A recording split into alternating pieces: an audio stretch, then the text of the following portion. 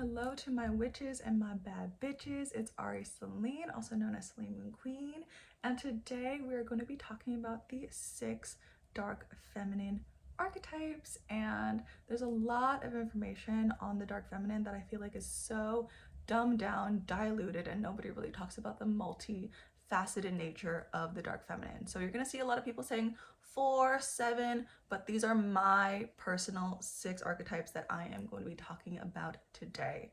So what is dark feminine energy? Dark feminine energy is the part of our feminine energy that we tend to suppress and hide. And this is because we tend to internalize conditioning, whether it's from our ancestry, our family, media, religion, and we can internalize those patriarchal, misogynistic, and male gaze conditionings in which we give our power away and forget the power and essence of our dark feminine energy. This is a very important concept to talk about right now because we are in this time of political instability, and this is because of the feminine awakening, specifically the dark feminine awakening, okay? This time is happening because of so many women stepping into their power, stepping into their witchiness, stepping into their wild women energy, stepping into their queen diva energy. And there is a reckoning that needs to happen because in this late stage of capitalism, especially in America, we have disrespected the goddess, disrespected the earth, and have put profits over people, over feminine energy. Okay, so this is important for us to step into. So let's go into what the 6 archetypes are. So the 6 archetypes, number 1 is the void archetype. Number 2 is the wild woman archetype. Number 3, the witch archetype. Number 4, the seductress. Number 5, the destroyer. And number 6, the diva archetype. Again, these are my archetypes that I specifically have created. If you want to give credit where it's due, okay? That's what I just want to say. Let's get into the first archetypes. So the void archetype, you can think of that as the winter, the womb, the gestation and darkness of the soil, the unknown, the in-between, the stillness.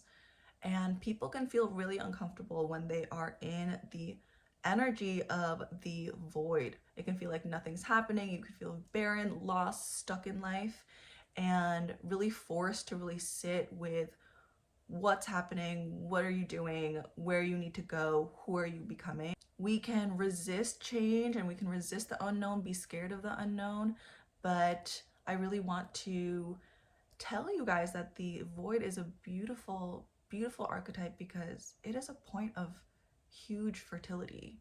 It is the dark womb where if we can actually feel comfortable in it, we can set ourselves up and prepare ourselves and truly align ourselves with the path that is meant for us. If you are needing the void medicine, you are probably somebody that resists rest, that is resisting the stillness and the shadow work that you need to do, and not letting yourself be in the cycles of your period, the winter. All of that is void energy. And in the society that is always go, go, go, productivity, here are my achievements, here are my external validations, the void is really asking us to cultivate this inner peace, this surrender, this energy where we can realign, recharge, and replenish so that once spring comes, once our next phase of our cycle comes, our follicular phase, our ovulation phase, we can really step into what we need to create and step into the new version of ourselves. A goddess that you can associate with the void archetype is Hecate because she is a goddess of the thresholds, the in-between, and she is that psychopomp that is leading you from one transitional phase in your life to the next. So let's talk about the second archetype, which is the witch archetype, and I also like to think of this as the crone. And this is for women that are stepping into their magic, to owning their psychic abilities, and to really reclaim that we are in direct connection with spirit. When people are needing the witch medicine, I see a lot of religious deprogramming for obvious reasons. Again, there were the witch trials, they were beheaded, hung, set on fire, so there could be a witch wound in which we try to stay in the broom closet. We don't show our spiritual side. We don't trust ourselves as a spiritual channel and put that power outside of us. So even if we are spiritual, we can still give our power away to a guru, a teacher, a psychic, and think that we ourselves are not tapped in and somebody outside of us is, the way that a priest can be in religion. There's a lot of people that don't really see themselves as super psychic, don't really see themselves as super witchy, and I will come in contact with them and I'm like, no, you're actually already in that. You just have that weird imposter syndrome that makes you feel like you're not experienced enough. And that's where also the crone archetype comes in which she is just a seasoned expert and just she's lived so many years of her life that has just seasoned her magic to be extra potent. And it doesn't matter what age you are, you can be in your crone energy right now. Okay, so a beautiful goddess that I would associate with the crone archetype is Baba Yaga. The wild woman, she is free, untamed, she's taking risks, she's betting herself, she's going against the status quo, and she's forging her own path and owning it and not giving a fuck what society thinks about it. I also like to call it the liberator too, because we are just breaking away from societal conditionings, and this can be really amazing for women who have lived their life putting the ideas and the plans from other people, from our parents, from society, and putting that in our path, realizing that that plan does not fulfill them and they really need to set off in their own path and really take a risk, bet on themselves, and really forge something that's completely new for their bloodline, completely new for themselves. I also feel like it's so important to deeply connect with your roots, your ancestry, and also with plant medicine, because it is amazing for our nervous system regulation. It's also really important to own and see what generational curses that you are breaking when you are stepping into the rebel, the wild woman energy. So there could be a lot that you're breaking, and it's so important to connect with your ancestors in that way, because they are also going to help you break those chains. When you do that, you're also breaking away and alchemizing so much when you forge your own path. So a beautiful goddess for the wild woman archetype, if you want to step into that, would definitely be Freya or Lilith. So let's talk about the seductress archetype. So the seductress archetype is magnetic. It is the siren. She is owning her sexuality, her sensuality, and she's just irresistible, tantalizing in the body. I see a lot of people talking about this archetype, but I feel like it is super dumbed down, and people don't really talk about how you have to alchemize the guilt and shame when it comes to pleasure. And people don't really talk about how we are also conditioned to not listen to our body. Okay, and this is because in school we aren't able to rest when we're sick. We just have to just keep on going. We can't take a rest when we're like heavily on our period. This even goes for work, and again, this disconnects us from our body intuition and our womb intuition. When it comes to the seductress archetype, your confidence does not come from the external. It doesn't come from male validation. It doesn't come from the likes on your thirst trap. It doesn't come from fitting a beauty standard and looking at yourself in the mirror because you look like an hourglass IG model. It comes from knowing that you are a reflection of life itself. And life itself is constantly having sex with itself. I think about the nectar and the flowers and the pollinators and the springtime and just like this juicy goodness that is reflective of you and your womb. The seductress archetype also helps us really connect to what turns us on and owning our desires.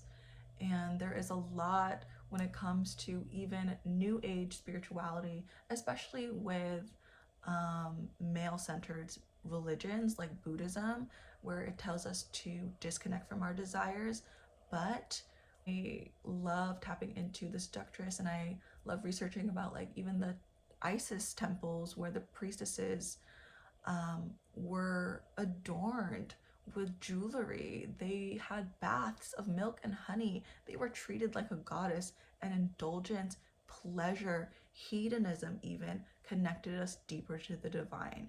And this is something that the church has definitely also repressed in us. That's why I also feel like the seductress archetype, you need to do that religious deprogramming, because we feel so ashamed. We feel that it is sinful to connect to our own pleasure, but it is actually something that connects us deeper to the divine.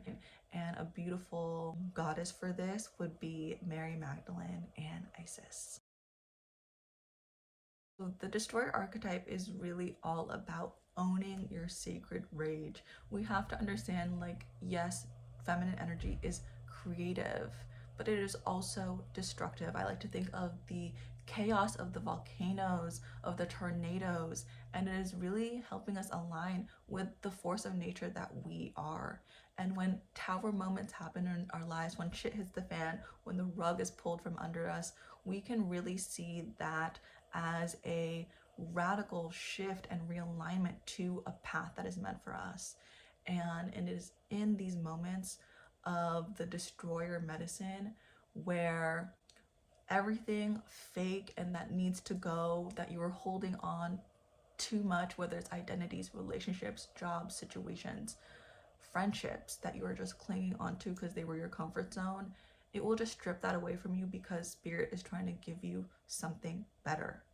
Okay, and that is something that we might not appreciate about the destroyer archetype when it is happening to us, but it is a beautiful, beautiful shift into the right direction. I like to think of it as this huge quantum jump in which everything is transforming in your life, and it's really about letting that go and not being afraid of change and letting yourself grieve, letting yourself feel the totality of emotions, especially with anger as well. The destroyer archetype is really about rising from the ashes, owning our sacred rage, letting that alchemize into bad bitch confidence, into standing up for ourselves with boundaries, and really reworking our relationship with anger, because anger doesn't have to be something low vibrational. Anger doesn't have to be something that we have to be scared of. It is something that we can definitely own. Our anger tells us what's wrong. Our anger tells us what we really care about. Our anger is what helps us claim back our power, set those boundaries. And honestly, I feel like I've used anger to motivate me into a better version of myself, because I'm just so sick of how things used to be. There is a really beautiful energy when it comes to the destroyer archetype, and if you want to connect with this energy more, I definitely recommend Kali Ma, and I'd also recommend Pele. Okay, so let's talk about the diva archetype, which is like one of my favorite archetypes. And I don't see a lot of people really calling it the diva, but I definitely see a lot of people talking about the dark feminine when it comes to like that bad bitch energy, and the diva is definitely that. The diva archetype is regal, confident, unapologetic, demanding even. When it comes to this archetype, I think women wanting to step into their feminine energy, they don't think of being ambitious, calling the shots, being on top as something feminine, but it is. It's our dark feminine, and we can definitely own it. Okay? I love the diva because she definitely has a really strong sense of boundaries, and she really has a high standard of herself and who she is. She also really understands her own achievements and what she's capable of. This archetype is for people who feel like they want to stop being timid, they want to stop underestimating themselves, they want to really go after the big goals, dreams, and aspirations and really owning it. And if you're wanting to give up, if you're wanting to do better for yourself, but you're just like procrastinating, you're just giving all yourself these excuses, the diva archetype is like, no, like, let's go after it, let's do this, but not in a hustle way, but in a way that she just trusts herself, to make it. So that was the 6 archetypes of the dark feminine. I hope you guys enjoyed that video. I hope you guys learned something new from that as well.